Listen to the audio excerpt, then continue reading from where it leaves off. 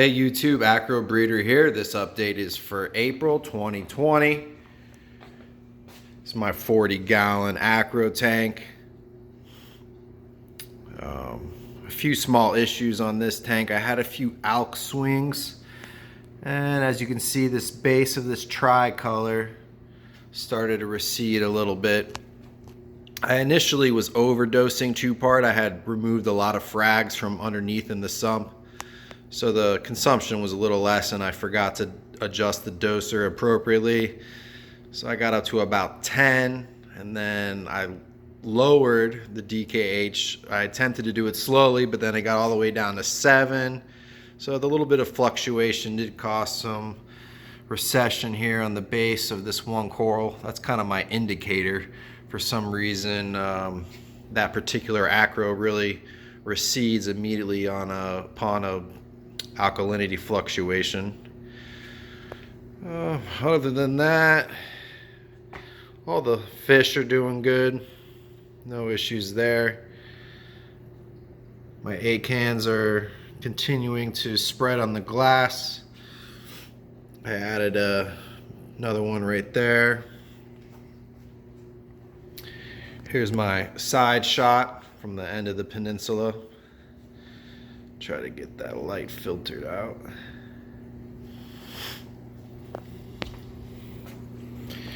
Here's the other side. I was starting a test here on an acropora on the glass. This is a red planet. It melted down nicely, started to branch off. So I've added a few more frags. This is a PC rainbow. I believe this is a peach millipora. And another tricolor. So I'm going to experiment growing the acros on the glass, see if I can get complete coverage here to make up for the lack of a sand bed. I plan on removing this entire combo rock. It's 2 different colonies that are kind of morphed together. You can see the barrier they've created in between. Just want to take this entire rock out and get something a little more vibrant in color, maybe blue or a red or a combination. The frag farm down below, nice and full. I gotta figure out what to do with these. These are mostly trimmings from colonies that start to grow into each other. I've been dosing Vibrant for the past few months. I did notice a huge improvement on the rocks. They used to have a mat-like algae covering almost all the surface, and now they're definitely a lot more cleaner in appearance, more coralline algae. So I've been very happy with Vibrant. My first few years in the hobby, I was definitely hesitant of any snake oils, bacterias in the bottle. But I've been dosing all 3 of my tanks with Vibrant, and I've seen improvements in many areas on all 3. So I'm pretty much set on the Vibrant. It is very pricey. I initially was doing a double dosage on the tanks, and now I'm going down to a single dose per week. So the costs are a little more manageable, maybe $10, $15 a month. All right. 75-gallon. I had a mini crash several months ago where everything was very brown, receding. The LPS was completely retracted. It since has completely rebounded. Colors are doing very well. Some of the duplicate corals are even looking better in here than the older aquarium, the 40-gallon. I'm not sure if it's due to lighting or what the reason is.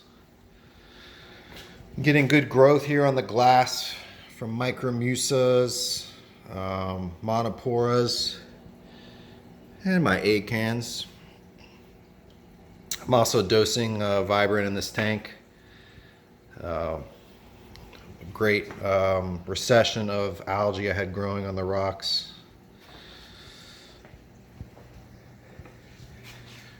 Here's the side shot of the peninsula.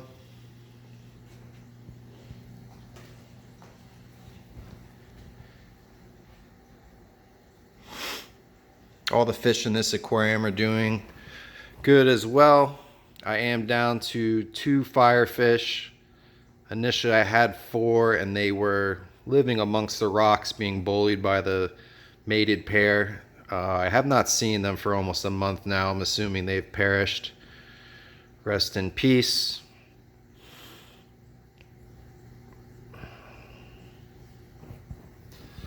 I recently trimmed this bicolor hammer. It was enormous. I trimmed off about 15, 20 heads. I have them in the sump.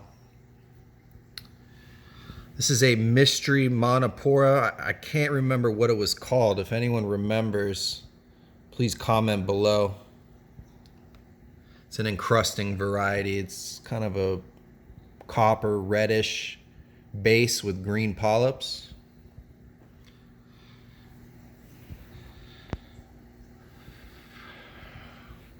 My Jason Fox bomber finally melting down. I was struggling with that one. This little tiny green nub is a pink Cadillac. It was a micro frag originally, kind of receded down to just a few polyps. It's starting to melt back down and show some progress. That's nice. All right. On the 75, I'm running a 4-bulb T5 fixture with 2 OR90 orphek LED bars. Unfortunately, I did have one burn out at about 1 year, 3 months, and the warranty is for 1 year. I did contact them and essentially I'm out of luck. I did purchase one at full price. I'm kind of stuck with the setup. So I purchased another one, crossed my fingers. Hopefully the other one doesn't burn out anytime soon. Because at about $140 a piece, I'm not really saving anything compared to replacing fluorescent tubes in the T5 fixture. I mean, I almost would have been better off just getting a 6-bulb fixture. But I do like the look of the hybrid blend of light, the diffused T5 light and the LEDs.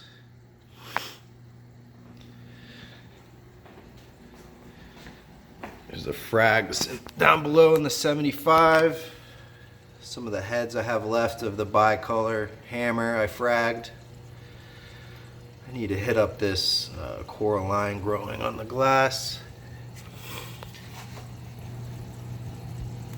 My snails did breed several months ago. Here's one of the babies. They're about 3 different sizes, so I think there's about 3 generations at this point. And some of them did make it up to the main display. I don't know if they made it through the pump or they successfully bred in the main display, even with the wrasses.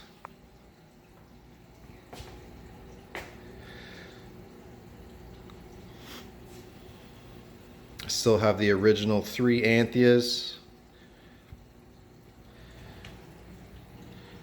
This is the mystery wrasse. This is my favorite fish at the moment. He is quite cautious, but he's been a model citizen so far. I haven't witnessed him going after any snails or shrimps, as I do have a skunk cleaner. And back in that pile somewhere I have a fire shrimp. The 40 Fusion Seahorse tank. I'm having an alkalinity issue. It's about 10 DKH, and I believe that's what's causing my zoanthids to only partially open. I think these are magicians. So I'm trying to lower the alkalinity through water changes with a salt that has a DKH of about 8. But it's going to take quite a bit to get it down, as I'm only coming from 10. I also temporarily turned off the auto water change I had on this system, because the auto water change water, the alkalinity is closer to 9 or 10. I think that's how I crept up. Gorgonians are happy. The seahorses really love hanging out on them. They sleep kind of tangled amongst them at night. I can't remember exactly how long I've had these tiger tails. I'm thinking maybe 6-7 months. I've heard they usually only live about a year in captivity. Hopefully I get a little longer out of them than that. When they do perish in the future, I'm going to go with a variety that lives several years in captivity. Can't really justify buying a pet that's only going to last 1 year. I do have one single rock flower anemone I need to remove. This thing is getting massive and I'm nervous that it's going to consume one of the seahorses. All right, that's all I got, guys. Happy reefing.